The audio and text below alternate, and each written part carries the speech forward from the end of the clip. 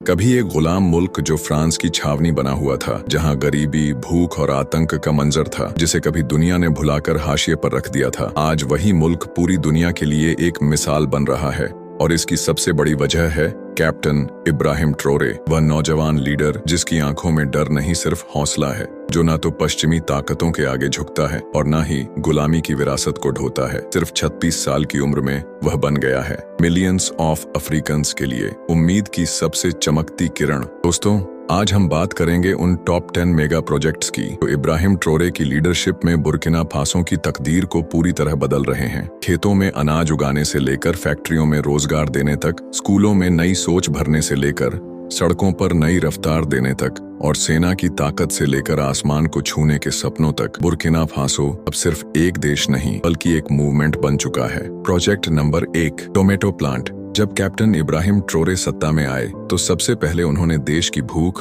और किसानों की हालत को समझा। बुर्किना फासो में बड़ी मात्रा में टमाटर उगता था, लेकिन उसकी सही कीमत नहीं मिलती थी। किसान सड़कों पर फेंक देते थे या फिर औने पौने दामों में बेच देते थे। इस समस्या को हल करने के लिए ट्रोरे ने 2 बड़े टमाटर प्रसंस्करण केंद्र बनवाए, एक बोबो दलासो में और दूसरा याको शहर में। अब वहां टमाटर से गुदा और चटनी बनती है जो देश के अंदर इस्तेमाल होती है। इससे देश को बाहर से माल मंगाने की जरूरत नहीं रही और हजारों लोगों को रोजगार भी मिला। Project number 2, electric car. Captain Traoré ने यह भी दिखा दिया कि आधुनिक तकनीक पर सिर्फ अमीर देशों का अधिकार नहीं। बुर्किना फासो में एक देसी कंपनी को साथ लेकर उन्होंने एक ऐसी गाड़ी तैयार करवाई जो बिजली से चलती है, ना धुआं छोड़ती है, ना ईंधन मांगती है। यह गाड़ी एक बार चार्ज होने पर पूरे 330 किलोमीटर तक चलती है और सिर्फ 30 मिनट में दोबारा चार्ज हो जाती है। यह योजना न सिर्फ पर्यावरण के लिए अच्छी रही, बल्कि देश के नौजवानों को नया हुनर और काम दोनों मिला। अब लोग भरोसा करने लगे हैं कि बुर्किना फासो भी खुद अपने दम पर कुछ बड़ा कर सकता है। Project number 3, university hospital. स्वास्थ्य सेवा किसी भी देश की रीढ़ होती है। कैप्टन ट्रोरे ने इसे समझते हुए बोबो दलासो में एक विशाल विश्वविद्यालय चिकित्सालय बनवाया। यहाँ देश भर से मरीज इलाज के लिए आते हैं और साथ ही नए डॉक्टरों को उच्च स्तर की शिक्षा भी मिलती है। पहले लोगों को इलाज के लिए दूसरे देशों में जाना पड़ता था, लेकिन अब अपने ही देश में उन्नत उपचार संभव है। इस अस्पताल में आधुनिक सुविधाएं हैं और दवाइयों से लेकर मशीनों तक सब कुछ नया है। इससे जनता को राहत मिली और स्वास्थ्य व्यवस्था को मजबूती। Project number 4, air Burkina. देश की पहचान उसके अपने झंडे से होती है और उसका सम्मान तब और बढ़ता है जब उसका विमान आसमान में उड़ता है। कई सालों से बुर्किना फासो की राष्ट्रीय विमान सेवा बंद पड़ी थी, लेकिन ट्रोरे ने इसे दोबारा जिंदा किया। 2 नए विमान लाए गए और देश के अलग अलग हिस्सों में उड़ानें शुरू की गई।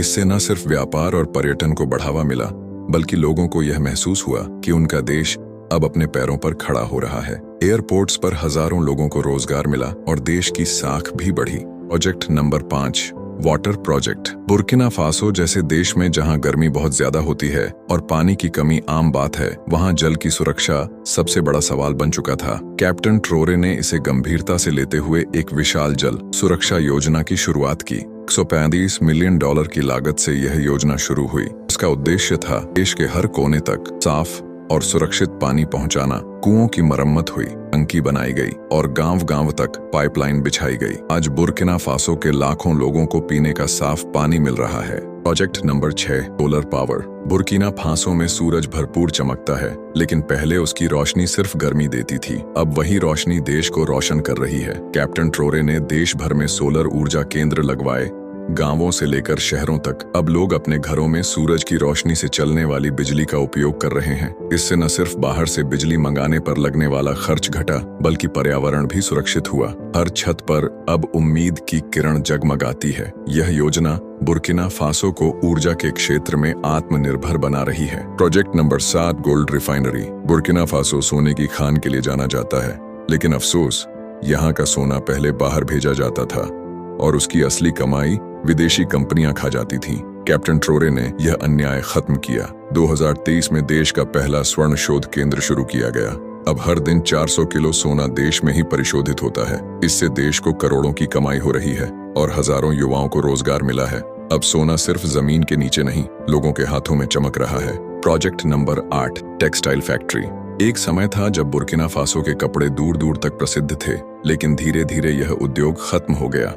ट्रोरे ने इसे फिर से जीवित किया। आयरॉक्स बुर्किना नाम से शुरू किया गया, एक विशाल कपड़ा निर्माण केंद्र जो 42 हेक्टेयर में फैला है। यहाँ 4000 से ज्यादा लोग काम कर रहे हैं। किसान कपास उगा रहे हैं, मजदूर कपड़ा बना रहे हैं और देश के बाजारों में देसी वस्त्रों की रौनक लौट आई है। यह योजना बुर्किना की पहचान और परंपरा दोनों को फिर से जिंदा कर रही है। Project number 9, oil depot. ईंधन किसी भी देश की धड़कन होता है। बिना डीजल, पेट्रोल या रसोई गैस के ना तो गाड़ी चलेगी, ना ही चूल्हा। लेकिन पहले बुर्किना फासो में ईंधन की भारी किल्लत होती थी। कैप्टन ट्रोरे ने इसका हल निकाला। एक हाइड्रोकार्बन भंडारण केंद्र बनवाया गया। अब देश के अंदर ही ईंधन का भंडारण और वितरण हो रहा है। संकट के समय बाहर की ओर देखने की जरूरत नहीं है। इससे न केवल सुरक्षा बढ़ी, बल्कि देश की तरक्की की रफ्तार तेज हुई। Project number 10, nuclear power. Traoré की सबसे बड़ी सोच का प्रतीक है परमाणु ऊर्जा संयंत्र। रूस की प्रसिद्ध संस्था के साथ मिलकर बुर्किना फासो में पहली बार परमाणु बिजली बनाने का प्रकल्प शुरू किया गया। यह ऐसा कदम है जिसे उठाने का साहस आज भी बहुत से विकसित देश नहीं करते। अब देश के पास खुद की बिजली होगी, वह भी बिना प्रदूषण के और बिना बाहरी दबाव के। यह सिर्फ बिजली का स्रोत नहीं, बल्कि भविष्य की ऊर्जा क्रांति का बीज है। एक गरीब समझे जाने वाले देश ने बता दिया, सोच बड़ी हो तो कुछ भी मुमकिन है। तो दोस्तों, यह थे वह 10 महान कार्य जो कैप्टन इब्राहिम ट्रोरे ने शुरू किए। एक ऐसे देश में जिसे कभी गुलाम कहा जाता था, आज वही देश कह रहा है, हम अपने पसीने से अपनी तकदीर लिखेंगे। ट्रोरे ने साबित कर दिया, बदलाव सिर्फ नारों से नहीं आता, मेहनत, हिम्मत और कोशिश से आता है। दोस्तों, अगर आपको ये वीडियो पसंद आया हो तो इसको लाइक, शेयर करें और हमारे चैनल को सब्सक्राइब जरूर करें।